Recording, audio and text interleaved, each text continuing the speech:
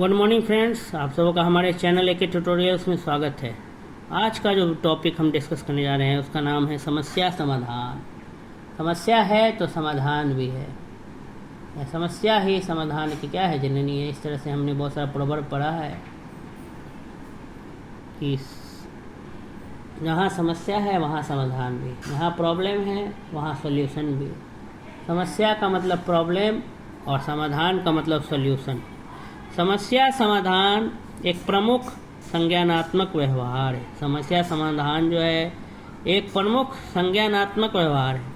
समस्या समाधान उस समय आवश्यक हो जाता है जब व्यक्ति किसी लक्ष्य पर पहुंचना चाहता है परंतु लक्ष्य आसानी से उपलब्ध नहीं है। प्रॉब्लम सॉल्विंग एक बहुत इम्पोर्टेंट क्या है व्यवहार है।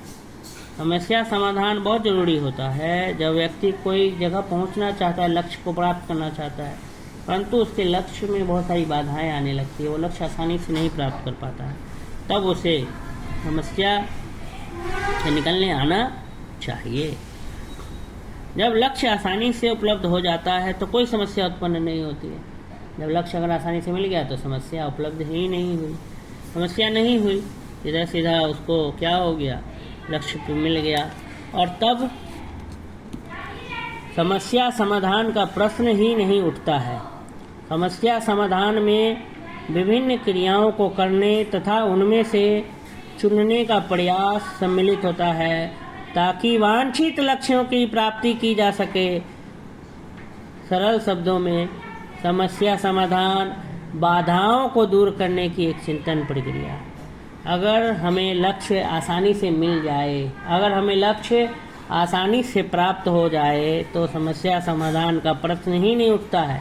समस्या समाधान में अलग क्रियाओं को करने तथा उनमें से चुनने का प्रयास सम्मिलित होता है तथा वांछित लक्ष्यों की प्राप्ति की जा सकती है। आसान शब्दों में अगर कहें तो समस्या समाधान बाधाओं को दूर करने की एक चिंतन प्रक्रिया है। कुछ समस्याएं आसान होती है जिनका समाधान आसानी से हो जाता है, कुछ समस्याएं जटिल होती है, कॉम्प्लेक्स होती हैं जिनका समाधान आसानी से नहीं हो पाता। कुछ प्रॉब्लम सिंपल होता है, कुछ प्रॉब्लम कॉम्प्लेक्स होता है। इन जटिल समस्याओं के उत्पन्न होने के प्रमुख कारण है। आखिर जो जटिल कॉम्प्लेक्स जो समस्या होता है वो कैसे उत्पन्न होता है, तो किसी वस्तु के संदर्भ में निश्चित विचार या चिंतन अगर हम बना लेते हैं तो हमारे लिए जटिल समस्या बन जाता है। मनुष्य अपनी मानसिक वृत्ति अटल बना लेता है, इससे भी समस्या का समाधान नहीं हो पाता है। कुछ समस्याएं ऐसी होती है जो व्यक्ति में दुश्चिंता उत्पन्न करती है, इससे व्यक्ति अनन्यमनस्क होता है। अपनी असमर्थता का अनुभव करने पर भी व्यक्ति समस्या समाधान नहीं कर पाता है।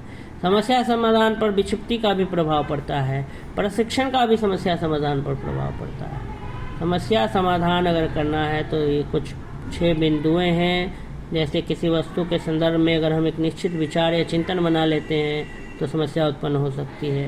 अगर हम अपने मन को अगर अटल बना लें कि उसको हम नहीं बदलाव लाएंगे मन में, सोच में, तो भी समस्या का समाधान नहीं हो पाता है।